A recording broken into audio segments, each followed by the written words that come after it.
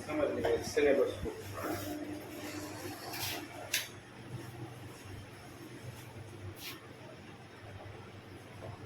उसको साथ में लिंक भी लेंगे ना, आपका जो 100 मार्क्स का है,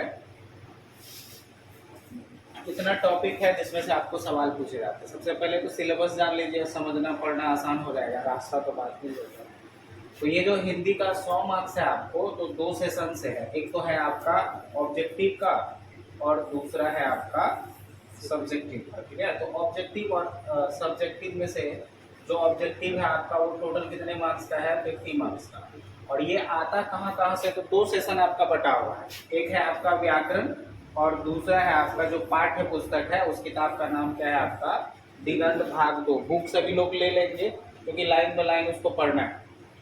तो ये व्याकरण का जो टॉपिक है आपका, इस व्याकरण के टॉपिक में से ऑलमोस्ट सवाल आपका कहाँ से पूछा जाएगा। जैसे ये व्याकरण आपका 3 भाग में बटा हुआ है। एक है आपका वर्ण विचार, दूसरा है आपका शब्द विचार और तीसरा है आपका वाक्य विचार। तो तीनों पार्ट में से सवाल पूछे जाते हैं। ये जो वर्ण विचार है आपका, इस वर्ण विचार में से आपको किसके विषय में पढ़ने हैं, वर्ण के विषय में, इसके प्रकार के विषय में, उच्चारण के विषय में और उसका निर्माण किस प्रकार से हुआ है वो उनके विषय में ना। जैसे आप इस चीज को क्या पढ़ते हैं, इस चीज को क्या पढ़ते हैं, कुछ लोग इसका उच्चारण करते हैं क, इट्स नॉट क, क। ये क्या है आपका, इस वाले में ना आपका अ छुपा हुआ है, तो इसको क्या पढ़ेंगे, क। कुछ लोग बोलते हैं क, ख, क ख नहीं, क ख करके।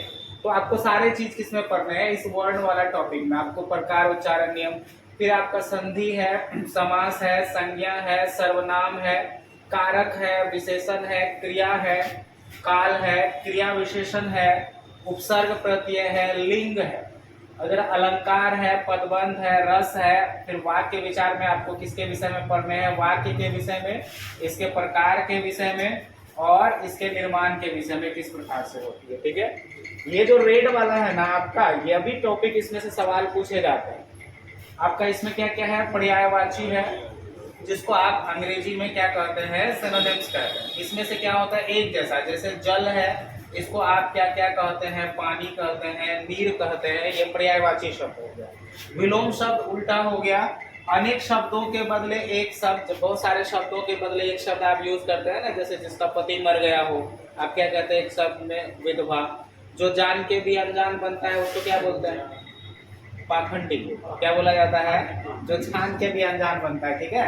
अच्छा, ये लोकोक्ति समझते हैं क्या होता है, लोकोक्ति, ये 2 शब्द से मिलकर के बनी है। आपका जो ये लोकोक्ति शब्द है ना, 2 चीज से बना है। एक है आपका लोक और दूसरा है आपका उक्ति। उक्ति का अर्थ होता है योजना। पहले जमाने में जो लोग बात को बोल करके समझाना चाहते थे ना, जैसे आपने सुना होगा, अधजल गगरी छलकत जाए, नाव में नदियां डूबल जाए, या कहते सुनते हो आप कि नाच न जाना आंगन टेर, मतलब काम आ ही नहीं रहा है और बहाना बना रहा है, कहता है कि नहीं नाचेंगे, आंगना टेरा है, पैर उखड़ गया तो नाच ना जान आंगन टेर। ये सभी क्या है आपका, लोकोक्ति है। और मुहावरा, जिसको साहित्य रूप मिल गया है ना, उसको हम लोग क्या कहते हैं, मुहावरा। जैसे आपने पढ़ा होगा 9 2 11 होना, है ना, क्या होता है 9 2 11 होना का भाग जाना, है ना। इस वाले को देखेंगे, ये है आपका श्रुति सम भिन्नार्थक शब्द, है ना। इसका मतलब, श्रुति का मतलब होता है सुनना, तो सुनने में सम, सम का अर्थ क्या होता है, बराबर। ऐसा शब्द जो सुनने में एक जैसा लगता हो परंतु उसका अर्थ क्या होता है, भिन्न होता है, श्रुति सम भिन्नार्थक शब्द कहलाता है। फॉर एग्जाम्पल अगर हम लोग बात करें, जैसे देखिए अंश अगर मैं बोलूं तो आप अंश ऐसे भी लिख सकते हैं और अंश ऐसे भी लिख सकते हैं। इस वाले अंश का अर्थ हो जाता है हिस्सा और इस वाले अंश का अर्थ हो जाता है कंधा, है कि नहीं। तो ये श्रुति सम भिन्नार्थक शब्द हो गया। अनेकार्थी शब्द, शब्द एक है उसके अर्थ अनेक है ना। जैसे आप यह शब्द पढ़ते कर, इस कर का अर्थ हाथ भी होता है, इस कर का अर्थ सूंड होता है, इसी कर का अर्थ टैक्स भी होता है ना। ये क्या हो गए, अनेकार्थी शब्द। शब्द एक है, अर्थ क्या है अनेक। आपने पढ़ा होगा ना, वहाँ जहाँ किसी चीज का शिलान्यास किया जाता है, उद्घाटन किया जाता है, एक बोर्ड लगा दिया जाता है, नाम लिख के, उनके कर कमलों द्वारा, कर का मतलब हाथ, है कि नहीं। उसी तरीके से वर्ण होता है जिसका अर्थ होता है जाति, रंग और अक्षर, है ना। कहा जाता है श्री कृष्ण श्याम वर्ण के थे, श्याम वर्ण के मतलब सांवले रंग के थे कि नहीं। तो ये सभी आपका क्या है, अनेकार्थी शब्द जिनका अर्थ अनेक प्रकार के होते हैं, है ना। ये सभी चीजें इसलिए हमने कहा ये सारे आपको पढ़ाए नहीं जाएंगे, इसको आपको याद करना है। इसके लिए आपको एक नोट्स दिया जाएगा जहाँ पे इसमें पढ़ाने के लिए तो कुछ रहा नहीं, बस समझना है और उसको याद करना है, ठीक है। तो ये था आपका ऑब्जेक्टिव में जो 50% में जो व्याकरण से सवाल पूछे जाएंगे ना। तो व्याकरण से कहा जाता है टोटल 60 क्वेश्चन रहता है आपका, किसमें से, व्याकरण में से। और टॉपिक क्या होता है ये सब, ठीक है। और इस बुक में से आपका कितना क्वेश्चन रहता है, 40। अच्छा, ये एवरेज हमेशा चेंज होगा, ऐसा नहीं होगा। कभी कभी होता है क्या, इसमें 55 हो गया तो इधर 45 हो गया, है ना।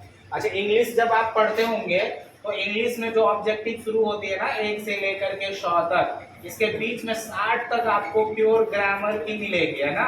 और 61 से लेकर के 100 तक आपको बुक का रहता है। हिंदी में वैसा कोई मैटर नहीं है, सारा मिला जुला हुआ रहेगा। 2-3 क्वेश्चन व्याकरण का, फिर बुक का, ऐसे करके आपको 100 क्वेश्चन रहेंगे, ठीक है।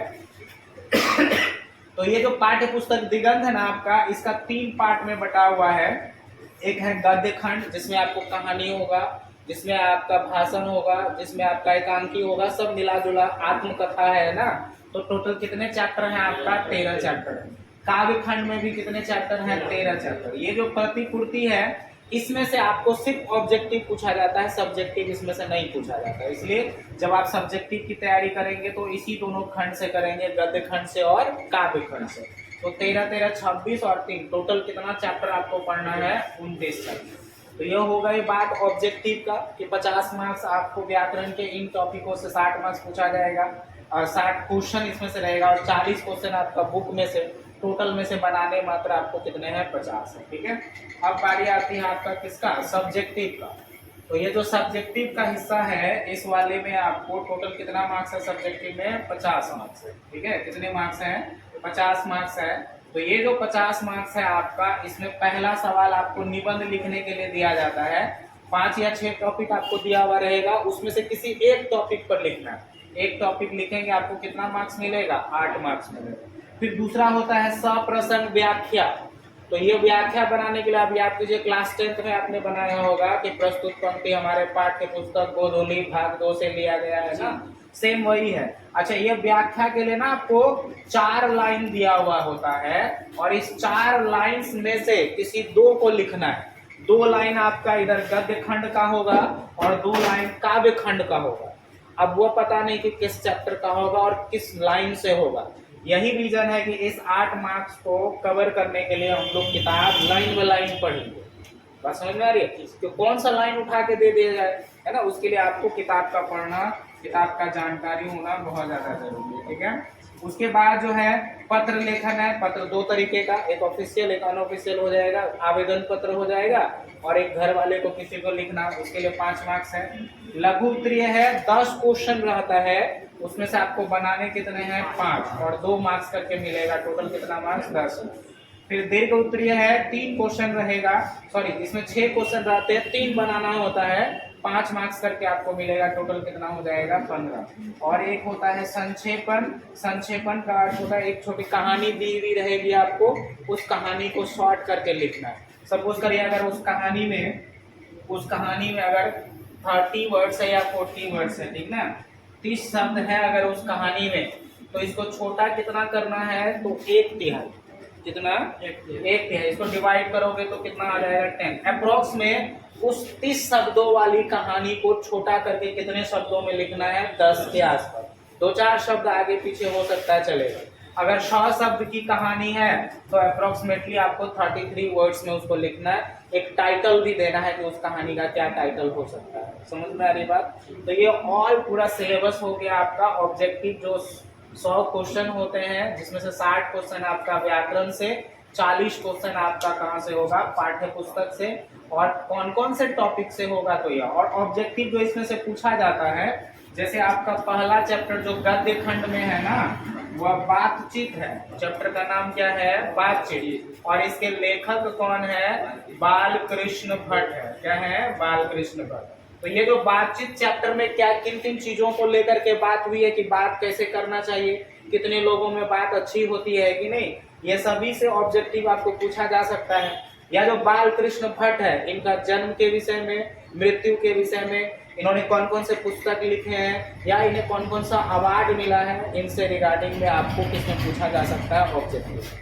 तो ये ऑल आपका पूरा सिलेबस हो गया। इसमें कहीं किसी को डाउट है तो पूछ लीजिए अगर, है ना।